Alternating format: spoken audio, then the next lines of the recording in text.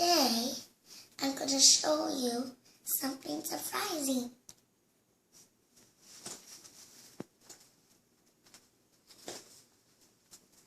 Today, we got a new DVD that's called Sodor Legend of the Lost Treasure.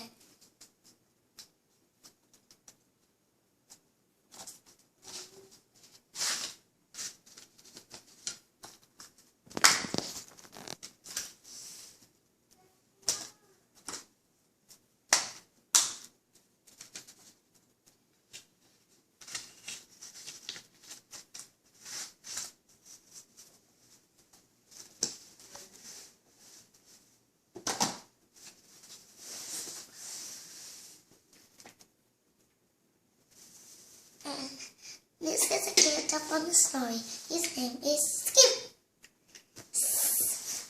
Still, bump.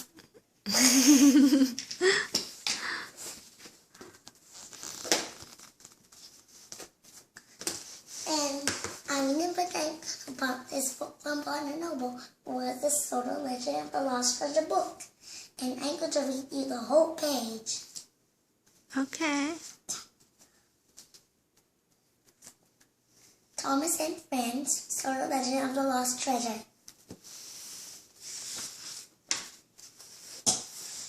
It was a sunny day on the island of Sodor. A perfect day, Thomas thought for a racing buddy. As rescuing food, he peeped as he sped past Buddy, the passengers inside his coaches, and he would bounce about like peas in a frying pan. You know that Sir Topping Hat doesn't approach of you racing, and he says, "Nonsense. I always be Sir Topping Hat #1 engine." Thomas puffs. My engines and my branch line is the most important part of the whole railway.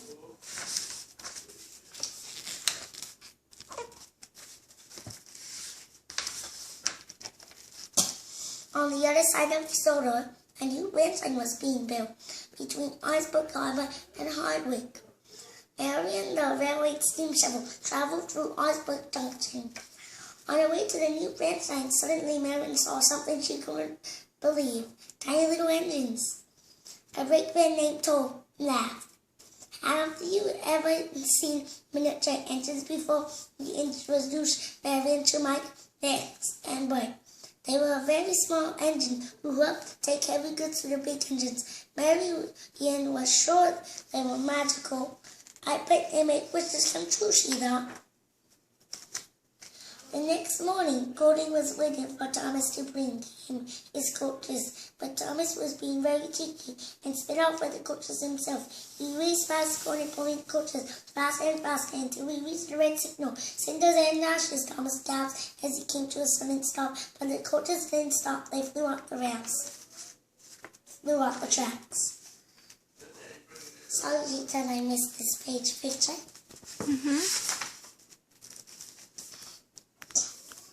The Topping Hat was not happy when he heard what Thomas had done. He ordered Thomas to work on the new branch line. "But sir, what about my branch line?" Thomas peeped. Just then a new engine named Ryan rolled up. "I was invited to look after that branch line," as the Topping Hat said. "A new tank engine, yes." Thomas couldn't believe it. A new tank engine?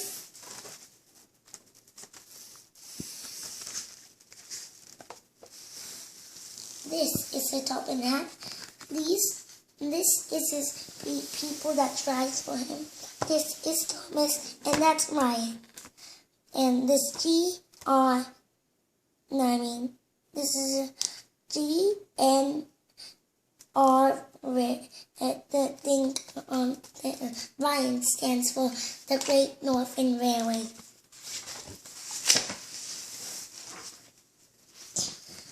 Thomas went to work on a new branch line, but he didn't pay attention to the danger signs. Suddenly, the earth crumbled away beneath him, and the tracks buckled and broke. Thomas crashed down into a giant underground cavern. Fizzling fireboxes. "Where am I?" he peeped. As Thomas looked around the cavern, he saw something amazing. There in front of him was an old pirate ship.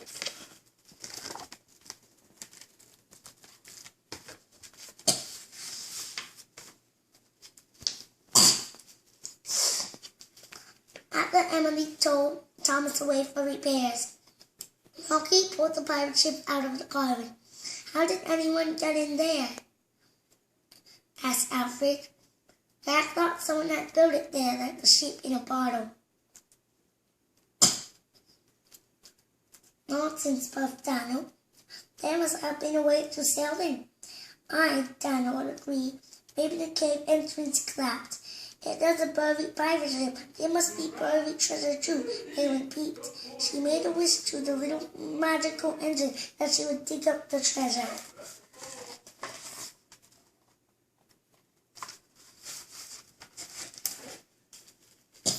Not far off in Osborne Bay, a mysterious sailor stood in his sailboat, holding his telescope. Stop bobbing about, he complained this tiny boat. The sailor raised his telescope to watch the excitement at the new venture and started to make a plan. Teacher, this is Skip. This is Sailor John. That's a telescope, and that's a sailor hat. That's a lighthouse. That's sea. And that's rock.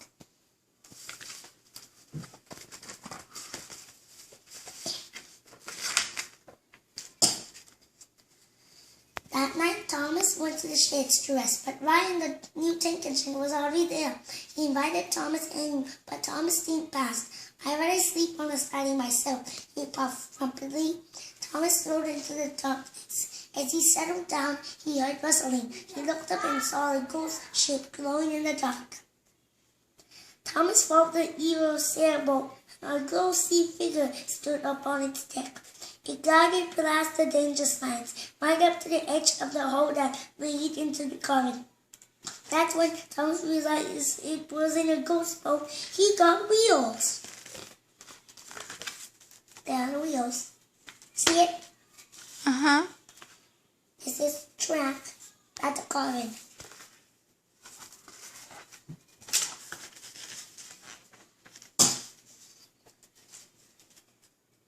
Why are you sneaking about after me? The man asked. Thomas introduced himself. I discovered this cavern and the pirate ship, but Rocky has started all the create. Well, that makes us friends, the man replied. My name is Sailor John, and I am Skip, the boat said. We are looking for treasure. Sailor John tied the rope around his was, and Thomas lowered him into the cavern. Sailor John gave me wheels after you found the ship, Skip explained. This way we can search on land. The treasure? No, I found it, Sailor John explained from home. The treasure? Thomas and Skip asked. No, the sailor called back. The map. The sun was rising as Thomas returned to the shed, to the branch line. Ryan called to him. Thomas, did I see you with a sailboat? No, Thomas peeped. You did not. I guess it was a dream, Ryan said. Ryan went to an old hopper to fill up with coal. Thomas knew it was backful, but he didn't say anything. I forgot to show you this page.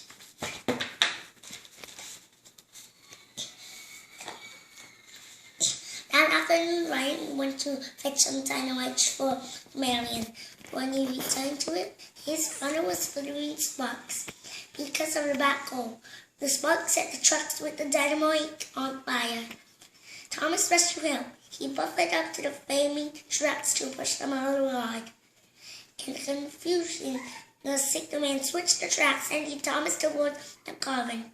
Thomas brakes squealed as the truck rolled into the giant hole. The dynamite exploded with a mighty kaboom! So Topinata was very upset. He ordered Thomas to stay in the siding for the rest of the day. The other engines returned to work. It was a quiet and universal afternoon until Marion shoveled and discovered a treasure chest. I wish had come true. But there was one person who wasn't pleased by the discovery.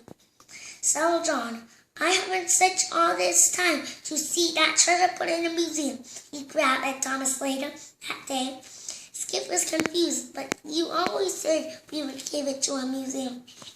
Thomas pushed Skip and Sodor aside and rushed away.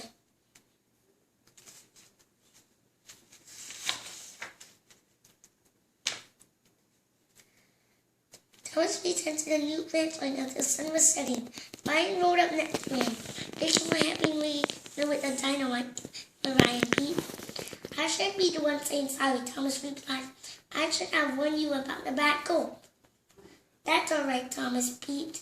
I think I'll spend the night in nap, just in case. In case of what? Ryan asked, but Thomas was already gone. And Mr. Ryan smiled and invited Thomas into the shed. That's all right, Thomas Pete. I think I spend the night in nap, just in case. In case of what? Ryan asked, but Thomas was already gone.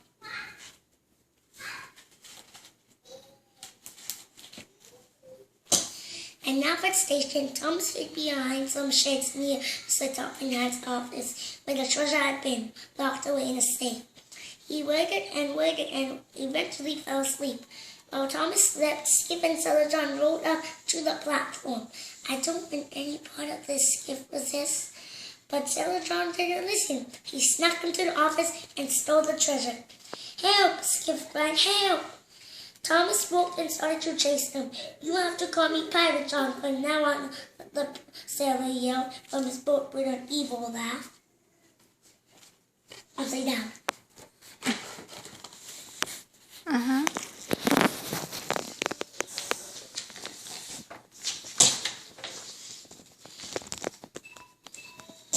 Thomas raced as fast as he could. His whistle blew and whinnied to all the nearby trains. His rescuing flew. Brakes might and but rescue him. They dumped ballast on the tracks. The escaping boat crashed right through it.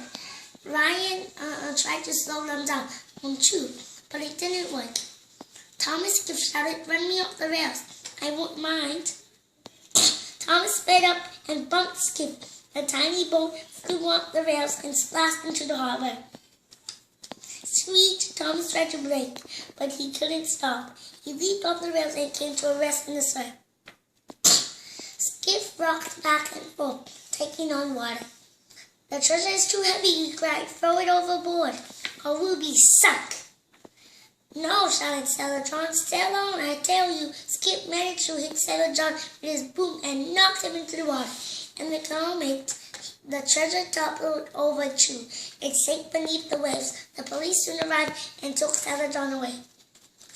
Drivers rescued the treasure and delivered it to the Osborne Museum just in time for the completion of the new ranch line. My engines are much important to me and any treasure, Sir Toppingham said.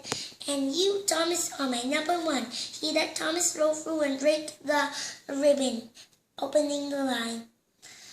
Thomas was very happy to be such an important and really useful engine. He blew and whistled and all the engines cheered. In the early 1940s, a living father crafted a small blue and wooden engine for his son Christopher. The stories that this father, the reviewing Wilbert Andrew, made up to completely. The Wonderful Toys were first published in 1945. Review Andrew continues to create new adventures and chapters until 1972 when he retired from writing. Tommy's strips have been illustrated from several delegated. Lately, he has been illustrating the newest tales of Thomas and his friends, including Blue Mountain Mystery, King of the Railway, and Telegraph. And that is all for today. And the book is at the end. Bye bye.